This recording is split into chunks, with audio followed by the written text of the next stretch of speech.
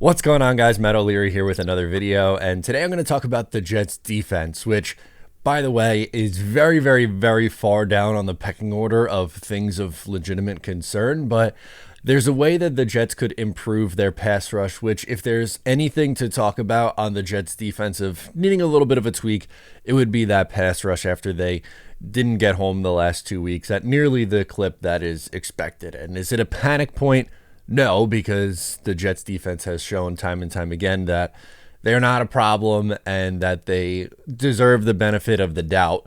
So that's part of the reason why they haven't gotten as much of a focus. But we spent a ton of time on the offense this week. We're going to cover a little bit on the defense this week before we get into the game against the Kansas City Chiefs on Sunday. So I came up with what I think anyway is a pretty simple solution for the New York Jets to help get more pass rush. First and foremost, Carl Lawson I think has proven that he's done, which is sad for me to say. I like Carl Lawson a lot. I thought he had a pretty good year last year. Was he stellar in 2022? No, but I thought he was solid, and I liked the signing at the time, but at this point, after just all these injuries, he does not have that same juice. And when you're as deep as the Jets are on the defensive line, I don't see how you could possibly justify playing him right now. He has 0 pressures on 18 pass rush snaps.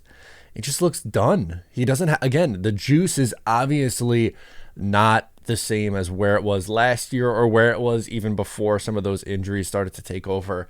It's sad, but it's unfortunately, again, the reality. So Carl Lawson would become a healthy scratch for me, and I get it. Like, he makes a lot of money, but I don't really care about who makes what. You got to play your best guys, and right now, I think Carl Lawson is pretty low on the totem pole, or should be pretty low on the totem pole for edge rusher. So he'd go back to being the healthy scratch like he was in week 1. As for Germaine Johnson, he's been not great to start the regular season. 5 pressures on 90 pass rush snaps, but I think he deserves to be the early down run or edge rusher because of how good he is against the run. And I think with more consistent playing time, that will improve for him.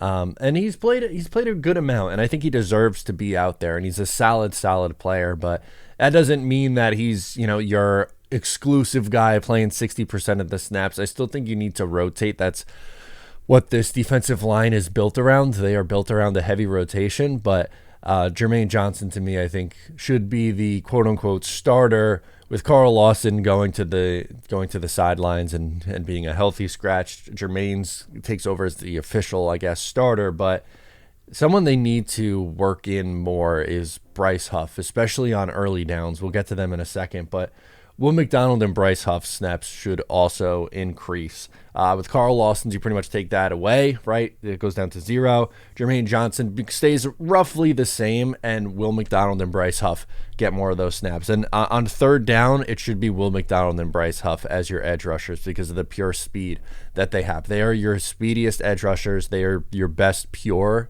pass rushing edges, so they should both be in on third downs. But Bryce Huff just in general should be utilized more. He's been better against the run, so I don't even want to hear that he's a liability in the run game. That hasn't been the case. It's been a small sample size, to be fair, in 2023, but he's been really good.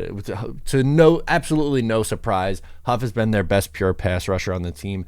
11.7% pressure percentage, 21.3 win percentage. He's been, again, dominating, and he needs to get on the field more. It's something that Jets fans have yelled about for like 3 years now. This is 3 years of talking about Bryce Huff's got to play more. Bryce Huff's got to play more. And he does.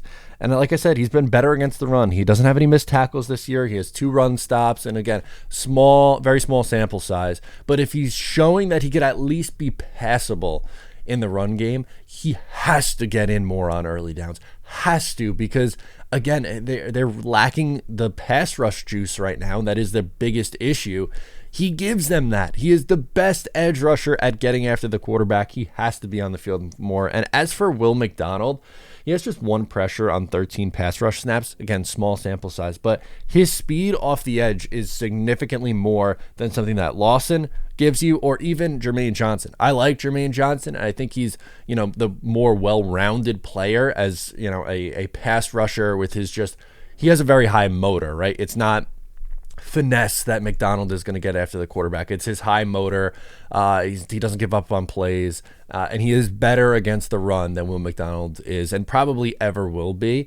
But Will McDonald, again, if you're trying to get more pass rush, which should be the Jets' plan right now on the defensive side of the football, his speed gives you that. And with Huff and McDonald screaming off the edge at the same time, that also frees things up for Quinnen Williams. So that would be the three guys that absolutely have to be on the field in the pass rush situations.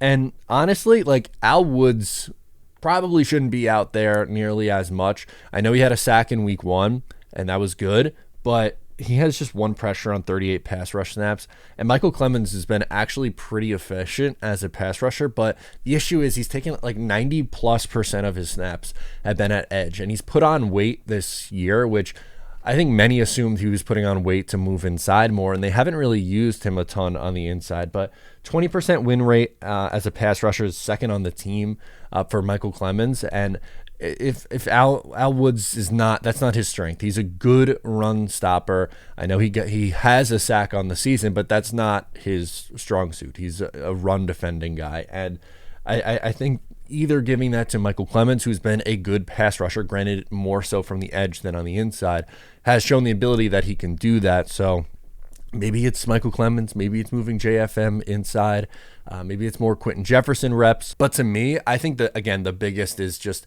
you can't have Al Woods in there nearly as much because he doesn't really give you much of anything as a pass rusher. So let me know your thoughts. I want to hear from you what you would do to change the Jets' defensive line rotation. How can they create some more pass rush and getting after the quarterback? Because if they want to have any sort of a shot to win against the Kansas City Chiefs, they need to create some turnovers. And how you create turnovers? Getting pressure. We saw it in week 1. So let me know your thoughts down below in the comments. Thank you so much for tuning in. Once again, I'm Matt O'Leary. I'll catch you next time.